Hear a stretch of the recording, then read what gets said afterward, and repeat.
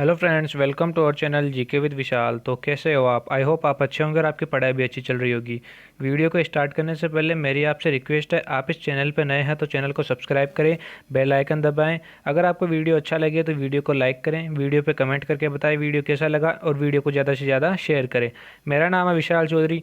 और फ्रेंड्स, आपने अभी तक मेरा टेलीग्राम चैनल ज्वाइन नहीं किया है तो आप टेलीग्राम पर सर्च करें जीके विद विशाल और आप मेरा टेलीग्राम चैनल ज्वाइन कर सकते हैं। और मैंने टेलीग्राम चैनल की लिंक डिस्क्रिप्शन में भी दी है, आप वहाँ पे क्लिक करके भी ज्वाइन कर सकते हैं। आज मैं लेके आया हूँ इंडियन ज्योग्राफी का पार्ट 6, जिसके अंदर हम इंडियन एग्रीकल्चर यानी भारतीय कृषि से रिलेटेड जितने भी मोस्ट इंपॉर्टेंट क्वेश्चन हैं वो हम सभी इस वीडियो में डिस्कस करेंगे। तो चलिए करते हैं हम आज का वीडियो स्टार्ट। आज का हमारा पहला क्वेश्चन है, स्वतंत्र भारत के पहले कृषि मंत्री कौन थे? ऑप्शन पहला है डॉक्टर राजेंद्र प्रसाद, ऑप्शन दूसरा है अब्दुल कलाम आज़ाद, ऑप्शन तीसरा है Jawaharlal Nehru. By mistake Abdul Kalam Azad 2 bar type हो गया। तो इस क्वेश्चन का राइट आंसर होगा डॉक्टर राजेंद्र प्रसाद, यानी स्वतंत्र भारत के पहले कृषि मंत्री कौन थे? डॉक्टर राजेंद्र प्रसाद। डॉक्टर राजेंद्र प्रसाद की बात करें तो ये भारत के पहले राष्ट्रपति भी थे और स्वतंत्र भारत के पहले खाद्य मंत्री भी कौन थे? डॉक्टर राजेंद्र प्रसाद। बात करें अबुल कलाम आज़ाद की तो ये भारत के पहले शिक्षा मंत्री थे। कौन थे? भारत के पहले शिक्षा मंत्री। बात करें जवाहरलाल नेहरू की तो जवाहरलाल नेहरू कौन थे? ये भारत के पहले प्रधानमंत्री थे। अब हम चलते हैं हमारे नेक्स्ट क्वेश्चन पे। अब है हमारा अगला क्वेश्चन, भारत की मुख्य खाद्य फसल है। ऑप्शन पहला है गेहूं, ऑप्शन दूसरा है चावल, ऑप्शन तीसरा है बाजरा, ऑप्शन चौथा है मक्का। तो इस क्वेश्चन का राइट आंसर होगा चावल, यानी भारत की मुख्य खाद्य फसल कौन सी है? चावल। अब बात करें चावल की तो भारत में सबसे ज़्यादा पैदावार देने वाली चावल की किस्म कौन सी है, यानी सबसे अच्छी किस्म कौन सी है? तो वो है IR-20। ये किस्म भारत में सबसे ज़्यादा चावल का उत्पादन देती है। अब बात करें विश्व में चावल उत्पादन में सबसे ऊपर कौन सा देश है? तो वो है चीन। पहले नंबर पे है चीन और भारत का स्थान कौन सा है? दूसरे नंबर पे, यानी चाइना के बाद में आता है भारत। बात करें गेहूं की तो भारत में गेहूं का उत्पादन सबसे ज़्यादा कहाँ होता है? उत्तर प्रदेश में। कहाँ? उत्तर प्रदेश में। और विश्व में सबसे ज़्यादा गेहूं कहाँ होता है? ये भी होता है चीन में। और विश्व में गेहूं उत्पादन की दृष्टि से भारत का कौन सा स्थान है? तो भारत का स्थान भी है दूसरा। अब हम चलते हैं हमारे नेक्स्ट क्वेश्चन पे। अब हमारा अगला क्वेश्चन, भारत में हरित क्रांति के जनक कौन थे? ऑप्शन पहला है डॉक्टर वी कुरियन, ऑप्शन दूसरा है डॉक्टर MS स्वामीनाथन, ऑप्शन तीसरा है नॉर्मन बरलोग। तो इस क्वेश्चन का राइट आंसर होगा डॉक्टर MS स्वामीनाथन, यानी भारत में हरित क्रांति के जनक कौन थे? Doctor MS Swaminathan. बात करें भारत में हरित क्रांति की शुरुआत की तो भारत में हरित क्रांति की शुरुआत हुई थी 1967 में। कब हुई थी? 1967 में। अब बात करें हरित क्रांति में सबसे ज़्यादा प्रभाव कौन सी फसल पे पड़ा? तो सबसे ज़्यादा प्रभाव पड़ा था गेहूं और चावल पे, जिसमें सबसे ज़्यादा उत्पादन किसका हुआ था? गेहूं का। अब जो गेहूं की अच्छी क्वालिटी के जो बीज थे, जो सीड्स थे, वो कहाँ से लाए गए थे? वो लाए गए थे मेक्सिको से। और चावल के कहाँ से लाए गए थे? फिलीपींस से। प्रथम हरित क्रांति तो हुई थी 1967 में। इसके बाद में द्वितीय हरित क्रांति भी हुई थी। वो कब हुई थी? वो हुई थी 1983 से 84 के बीच में। अब हम बाकी ऑप्शन डिस्कस करें। डॉक्टर वी कुरियन, तो डॉक्टर वी कुरियन कौन थे? ये थे श्वेत क्रांति के जनक। कौन थे? श्वेत क्रांति के जनक। श्वेत क्रांति किससे संबंधित है? यह है दुग्ध उत्पादन से। बात करें नॉर्मन बरलोग की तो नॉर्मन बरलोग वे थे जो पूरे विश्व में हरित क्रांति के जनक थे। तो विश्व में हरित क्रांति के जनक कौन थे? नॉर्मन बरलोग। और भारत में कौन थे? Doctor MS Swaminathan. अब हम चलते हैं हमारे नेक्स्ट क्वेश्चन पे। अब हमारा अगला क्वेश्चन, मत्स्य उत्पादन से संबंधित क्रांति कौन सी है? ऑप्शन पहला है पीली क्रांति, ऑप्शन दूसरा है रजत क्रांति, ऑप्शन तीसरा है नीली क्रांति, ऑप्शन चौथा है गुलाबी क्रांति। तो इस क्वेश्चन का राइट आंसर होगा नीली क्रांति, यानी मत्स्य उत्पादन से संबंधित क्रांति कौन सी है? नीली क्रांति। अब हम बात करें पीली क्रांति की तो पीली क्रांति किससे संबंधित है? यह है तिलहन के उत्पादन से। बात करें रजत क्रांति की तो यह है अंडे के उत्पादन से संबंधित। बात करें गुलाबी क्रांति की तो गुलाबी क्रांति जो झींगा मछली होती है उसके उत्पादन से संबंधित है। अब हम चलते हैं हमारे नेक्स्ट क्वेश्चन पे। अब हमारा अगला क्वेश्चन, निम्न में से कहवा की सर्वोच्चतम किस्म कौन सी है? ऑप्शन पहला है लिबेरिका, ऑप्शन दूसरा है अरेबिका, ऑप्शन तीसरा है रोबास्ता।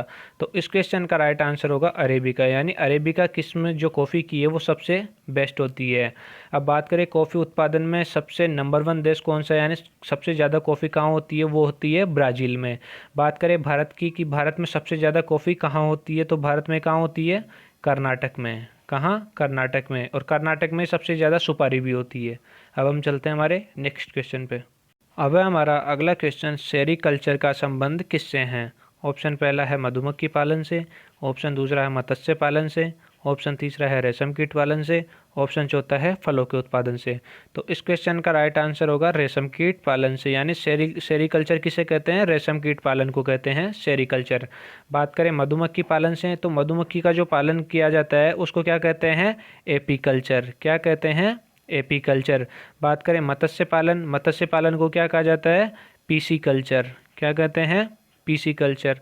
बात करें फलों के उत्पादन से, तो फलों के लिए जो खेती की जाती है उसे क्या कहते हैं? पोमोकल्चर। क्या कहते हैं? पोमोकल्चर। अब हम चलते हैं हमारे नेक्स्ट क्वेश्चन पे। अब हमारा अगला क्वेश्चन, भारत में प्राकृतिक रबर का सबसे प्रमुख उत्पादक क्षेत्र कौन सा है? यानी भारत में प्राकृतिक रबर सबसे ज़्यादा कौन से क्षेत्र में होता है? ऑप्शन पहला है कर्नाटक, ऑप्शन दूसरा है केरल, ऑप्शन तीसरा है आंध्र प्रदेश, ऑप्शन चौथा है चावल। तो इस क्वेश्चन का राइट आंसर होगा केरल, यानी केरल में सबसे ज़्यादा होता है प्राकृतिक रबर। अब हम बात करें कर्नाटक की, तो कर्नाटक में सबसे ज़्यादा क्या होता है? सुपारी और कॉफ़ी। बात करें आंध्र प्रदेश की, तो आंध्र प्रदेश भारत का सबसे बड़ा मसाला उत्पादक राज्य है। कौन सा? मसाला उत्पादक, यानी आंध्र प्रदेश में सबसे ज़्यादा मसाले होते हैं। बात करें चावल की, तो चावल सबसे ज़्यादा कहाँ होता है? तो चावल सबसे ज़्यादा होता है पश्चिम बंगाल में। कहाँ पे? पश्चिम बंगाल में। अब हम चलते हैं हमारे नेक्स्ट क्वेश्चन पे। अब हमारा अगला क्वेश्चन, केंद्रीय शुष्क भूमि खेती अनुसंधान संस्थान कहाँ है? क्या क्वेश्चन है? केंद्रीय शुष्क भूमि खेती अनुसंधान संस्थान कहाँ है? ऑप्शन पहला है दिल्ली में, ऑप्शन दूसरा है हैदराबाद में, ऑप्शन तीसरा है नागपुर में, ऑप्शन चौथा है लखनऊ में। तो इस क्वेश्चन का राइट आंसर क्या होगा? हैदराबाद में। तो केंद्रीय शुष्क भूमि खेती अनुसंधान संस्थान कहाँ है? हैदराबाद में। बात करें दिल्ली की, तो दिल्ली में क्या है? दिल्ली में भारतीय कृषि अनुसंधान संस्थान है। बात करें नागपुर की, तो नागपुर में क्या है? केंद्रीय कपास अनुसंधान केंद्र। बात करें लखनऊ की, तो लखनऊ में क्या है? भारतीय गन्ना अनुसंधान केंद्र। एक है भारतीय गन्ना अनुसंधान केंद्र जो है लखनऊ में, दूसरा है राष्ट्रीय गन्ना प्रजनन संस्थान। ये कहाँ है? ये है कोयम्बटूर में। अब हम चलते हैं हमारे नेक्स्ट क्वेश्चन पे। अब हमारा अगला क्वेश्चन, किस क्षेत्र को चावल का कटोरा कहा जाता है? ऑप्शन पहला है उत्तर पूर्व क्षेत्र, ऑप्शन दूसरा कृष्णा गोदावरी क्षेत्र, ऑप्शन तीसरा है पश्चिमी घाट। तो इस क्वेश्चन का राइट आंसर होगा कृष्ण गोदावरी क्षेत्र, यानी चावल का कटोरा किसे कहा जाता है? कृष्ण गोदावरी क्षेत्र को। अब ये है कहाँ? ये है आंध्र प्रदेश में। अब बात करें पश्चिमी घाट की, तो पश्चिमी घाट को क्या कहा जाता है? पश्चिमी घाट को कहा जाता है सह्याद्री। क्या कहते हैं? सह्याद्री। अब हम चलते हैं हमारे नेक्स्ट क्वेश्चन पे। अब हमारा अगला क्वेश्चन, केंद्रीय रेशम अनुसंधान संस्थान या केंद्रीय रेशम अनुसंधान केंद्र कहाँ है? ऑप्शन पहला है मैसूर, ऑप्शन दूसरा है बैरकपुर, ऑप्शन तीसरा है कानपुर, ऑप्शन चौथा है चिकमंगलूर। तो इस क्वेश्चन का राइट आंसर होगा मैसूर। क्या होगा? मैसूर। केंद्रीय रेशम अनुसंधान केंद्र कहाँ है? मैसूर में। अब हम बात करें बैरकपुर की, तो बैरकपुर में क्या है? राष्ट्रीय जूट अनुसंधान केंद्र। अब बात करें कानपुर की, तो कानपुर में क्या है? तो कानपुर में है भारतीय दलहन अनुसंधान संस्थान। कहाँ है? कानपुर में। बात करें चिकमंगलूर की, तो चिकमंगलूर में क्या है? राष्ट्रीय कॉफ़ी अनुसंधान केंद्र। अब हम चलते हैं हमारे नेक्स्ट क्वेश्चन पे। अब हमारा अगला क्वेश्चन ऑपरेशन फ्लड का संबंध है। ऑप्शन पहला है बाढ़ नियंत्रण से, ऑप्शन दूसरा मत्स्य उत्पादन से, ऑप्शन तीसरा है दुग्ध उत्पादन से। तो इस क्वेश्चन का राइट आंसर होगा दुग्ध उत्पादन से। तो ऑपरेशन फ्लड का संबंध किससे है? दुग्ध उत्पादन से। ये जो ऑपरेशन फ्लड है इसी को श्वेत क्रांति के नाम से जाना जाता है। इसकी शुरुआत कब हुई थी? इसकी शुरुआत हुई थी 13 जनवरी 1970 को। कब हुई थी? 13 जनवरी 1970 से हैं।